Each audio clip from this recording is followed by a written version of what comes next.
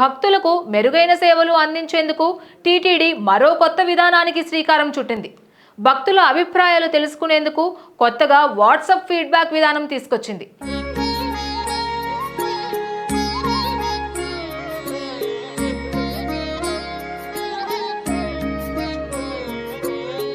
ఇకపై భక్తులు తమ అభిప్రాయాన్ని వాట్సాప్ ద్వారా సులభంగా తెలియజేయవచ్చు.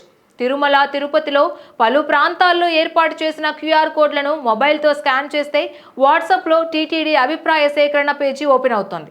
ఇక్కడ భక్తులు తమ పేరు, విభాగంను అనగా అన్నప్రసాదం, శుభ్రత, కళ్యాణకట్ట, లడ్డూ ప్రసాదం, లగేజ్, అలాగే దర్శన అనుభవం, క్యూ లైన్ గదులు మొదలైనవి ఎంచుకోవచ్చు. అనంతరం అభిప్రాయం తెలిపేందుకు టెక్స్ట్ లేదా వీడియో ఫార్మాట్ను ఎంచుకోవచ్చు.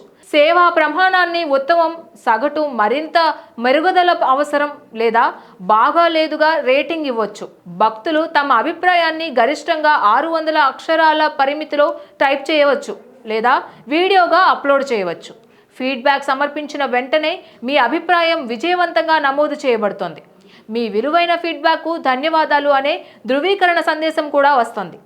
భక్తుల నుండి అందిన అభిప్రాయాలను టీటీడీ యాజమాన్యం పరిగణలోకి తీసుకొని సేవల ప్రమాణాన్ని పెంచేందుకు తగిన చర్యలు తీసుకుంటోంది.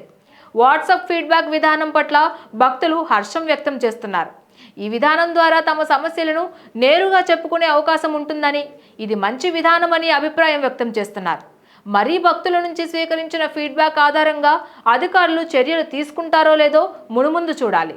Please subscribe to the channel and download the Politicos app from the links in the description.